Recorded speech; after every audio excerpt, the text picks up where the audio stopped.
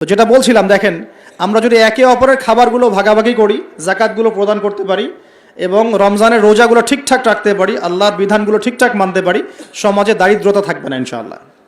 আরেকটা অপশন হচ্ছে, এটা দিয়ে যে সব দূর হয়ে যাবে তা নয়, কারণ ক্ষতি এত বেশি হয়ে গেছে, ক্ষতি হতে হতে হতে এত বেশি হয়ে গেছে যে 1 বছর 2 বছর 3 বছরে মনে হয় না সব ক্ষতি পুষিয়ে নেওয়া যাবে। যারা অর্থনীতি বোঝেন তারা বুঝবেন।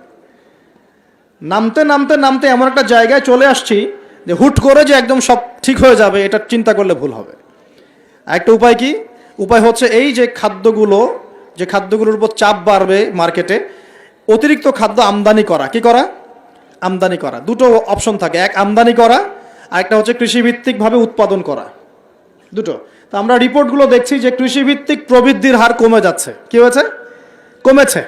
কৃষিভিত্তিক প্রবৃদ্ধির হারটা কমেছে, আর আমদানিটা মোটামুটি কিছুটা বিপর্যস্ত হয়েছে। কারণ ডলার সংকট। কিসের সংকট? ডলার। এটা জানেন তো নাকি? আচ্ছা, রিপোর্ট তো পড়েন, পেপার পত্রিকা তো পড়েন নাকি? সংকট হলে কি হয়? সংকট হলে এলসি কমে যায়। মানে মনে করেন আপনি একজন ব্যবসায়ী, পণ্য আমদানি করেছেন, আর পণ্যগুলো যে আপনি খালাস করবেন, বন্দর থেকে নামাবেন, তা আপনাকে তো একটা চার্জ দিতে হবে না? এখন আপনার কাছে চার্জ দেওয়ার মতো ডলার নাই, কি করবেন? তাহলে পণ্য ওই বন্দরে পড়ে থাকবে। অনেক পণ্য বন্দরে পড়ে আছে, নামাইতে পারতেছে না। এখন মনে করেন এই ব্যক্তি কি নিজের পকেট থেকে টাকা দিয়ে এগুলো নামাবে? না। কি করবে তাহলে? ওই পণ্যের উপর সে দাম বাড়িয়ে দিবে, যাতে করে এই টাকাটা জনগণের কাছ থেকে তুলে সে শোধ করতে পারে। এগুলো ইকোনমিক্স, বেসিক ইকোনমিক্স। এগুলো পড়তে আপনার আহামরি অর্থনীতিবিদ হতে হয় না। কথা কি বুঝতে পারছেন? তো এই কারণে রমজান মাসে দামগুলো চাপ পড়ে, এমনিতেই চাপ পড়ে। আস্তে আস্তে সিচুয়েশনগুলো এভাবে খারাপ হয়েছে।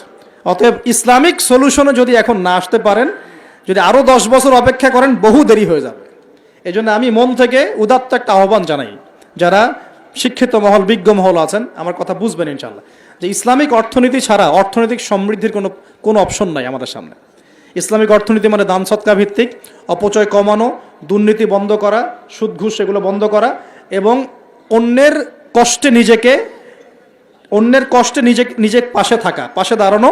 সবচেয়ে বড় কথা হচ্ছে এখানে ব্যবসা, জাকাত, সাদাকা এগুলোকে গুরুত্ব দেওয়া হয়, সুদটাকে হারাম করা হয়। এগুলোর উপর যদি সুদ থাকে, চড়া সুদ, তখন তো আরও অবস্থা খারাপ। যেমন ধরেন, মনে করেন আমাদের সংকট হয়েছে, এখন আমরা বহির্বিশ্বের কোনো দেশের কাছে গেলাম, গিয়ে বললাম যে আমাদেরকে লোন দেন। ওরা কি এমনি লোন দিবে? এমনি দিবে? যাও, তোমাকে 10 কোটি টাকা এমনি দিয়ে দিলাম, 1000 বিলিয়ন ডলার এমনি দিবে? কখনো এমনি দিবে না। বরং সে একটা সুদ ফিক্স করবে, হয় 10%, না হলে 12%, না হলে 20%। ও সুদ ফিক্স করবে।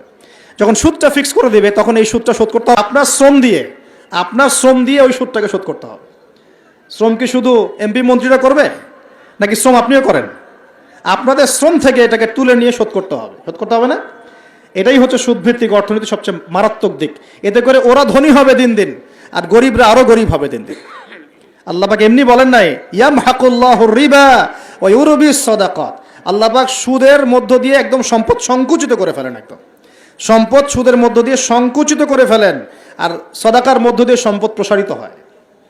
এই আয়াতগুলো খালি পড়লে হবে না, বুঝতে হবে, না বাস্তবে প্রয়োগ করতে হবে? আচ্ছা, আরও ব্যাপার আছে। এখন সুদ দেওয়ার সময় কি হবে জানেন? যদি দেখা যায় আপনার, মনে করেন $1 সমান 80 টাকা, মনে করেন, যদি দেখেন এই সুদগুলো পরিশোধ করতে পারছেন না, দেখবেন যে ডলারের এগেনস্টে আপনার টাকার মান কমে যাবে। তখন হয়ে গেল $1 সমান 100 টাকা। কয় টাকা বাড়লো? 20 টাকা। 20% বেড়ে যাওয়া মানে হচ্ছে আপনার বেতন যদি হয় 100 টাকা, এখন বেতন হয়ে গেছে 80 টাকা। বুঝতে পারছেন না মনে হয়? আপনার বেতন যদি হয় 100 টাকা, এখন বেতন হয়েছে 80 টাকা। 100 টাকা শ্রম দিয়েছেন, 80 টাকার প্রফিট পাবেন। 20 টাকা গায়েব। ওটা কোথায় গেল? ওই যে সুদ দিয়েছে ওর পকেটে চলে গেছে।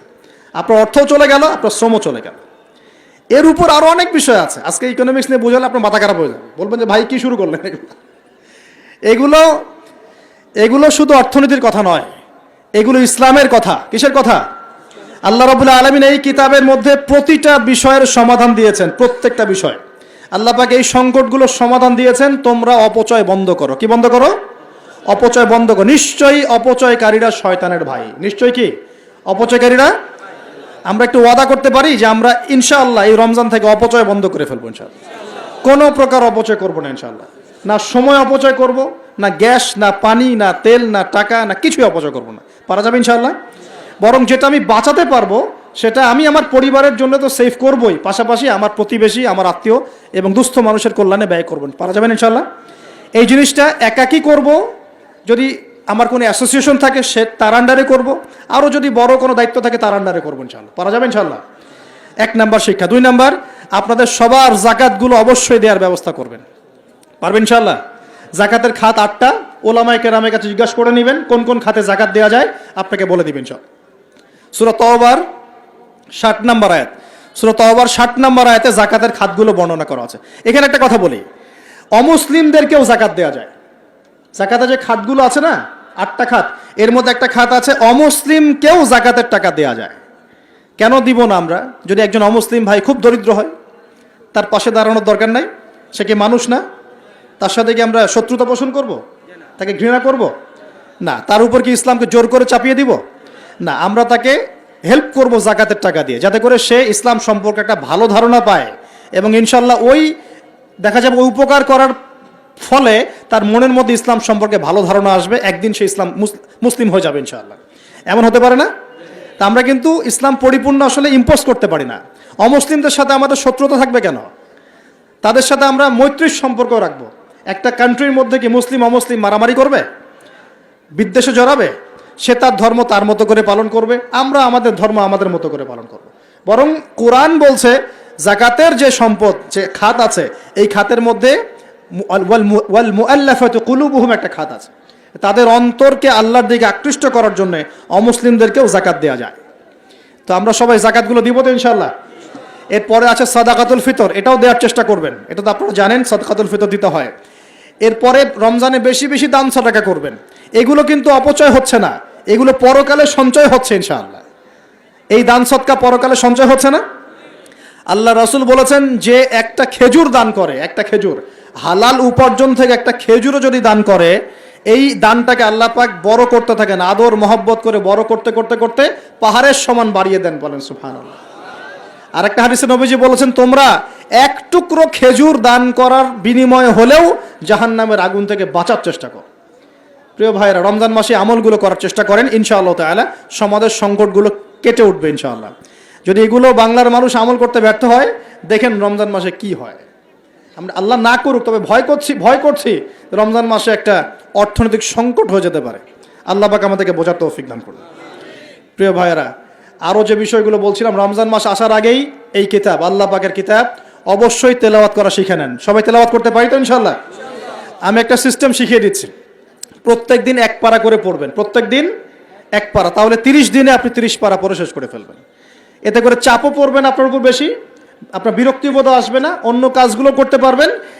1 ঘন্টা 1.5 ঘন্টার মধ্যে 1 পারা পড়ে শেষ করে ফেলবেন। পারা যাবে ইনশাআল্লাহ? ইনশাআল্লাহ তাআলা। আল্লাহ পাক সবাইকে কোরআন পড়ার তৌফিক দান করুন এবং অর্থসহ বুঝে পড়ার তৌফিক দান করুন।